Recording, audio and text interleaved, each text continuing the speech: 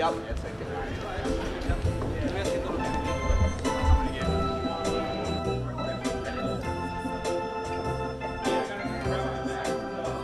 punk was always like the most important thing to me, which is why I've lived the life that I live. I've never had like much money. I've never had a good job. I've always been a fuck up, and I've always been like, well, it's because I'm punk, and it's a good excuse to like avoid accountability. I think because the world is so hard on people that are different, that we get like joy from like having this like noise, you know what I mean? Like, I think we also are nostalgic for things from art that made us happy when we were kids, or made us happy when we were, you know, going through something. I've always just been a weirdo in the way that certain things will stand out to me and certain things will mean something to me that is unique to who I am.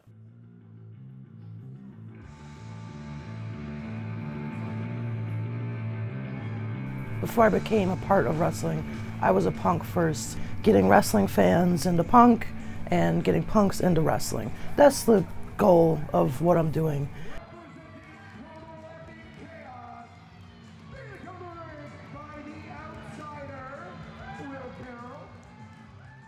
It's like being a supervillain for 15 minutes and people, all eyes are on you.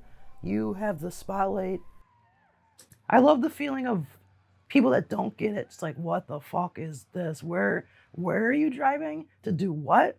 Like, this is insane. Is this legal? I'm like, no, it probably isn't legal. Like, and it's really just a high that I didn't expect to get out of it that I am getting it. Because I've always done radio, and I'll do acting, I'll do like hosting, I'll do stand-up comedy, and it's still not that feeling of like getting beat up and people like cheering to see you get beat up, or like upset that you're getting beat up because they like you, or like they're pissed off that you're beating somebody else up. There's just an emotion. Like when you do comedy, sometimes people laugh, but they're not booing you. They're not invested in the same way they would be with professional wrestling. So it's very special. It's very unique. It's very addicting, and I'll come back from the weekend and be like, fuck, I lost money. I got beat up. I drove for hours and hours. I don't feel well. Was this worth it? And then a couple days later, someone will post some pictures or the video comes out and I go, okay, this was worth it. All right, I'll do it again. Like, yeah, okay, this weekend wasn't great. Hopefully next weekend will be better. Like, a lot of people will say wrestling saved their lives, or wrestling is like the greatest part of their life, but it's really alienated me from a lot of my other friends. It's my mentality has changed to a big degree in the past 3 years, because, you know, before I was just comfortable being goofy and silly, but now I'm like, if someone's fucking with me, I'd be like, I could drop you on your fucking neck. Like, fuck you. Like, like I'm not the same Will Carroll that I was 3 years ago. When I can post a picture of myself bleeding, and everyone's like, holy fuck, is that fake? Is it real? The fuck is Will doing with his life? And that feeling, I love that feeling. I know that I'm doing something weirder than most people. That's what keeps me going. And at this point, I think if I tried to not do this and try to go back to what I was doing before, I'd feel very bored, and I feel very like I'm missing out.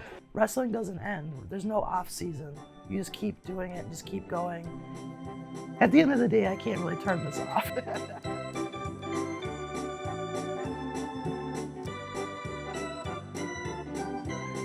Look at the picture. Keep the picture. Keep the picture. Does anyone else do this? I think is it. Those guys don't look like wrestlers. No, it's Lucky and Kit. So we're stealing their move? I thought it was Lucky. Is it? That's what I said. Dick was. It looks like just two guys like in their living room. Yeah, I gotta take your house here. So good. This is confusing.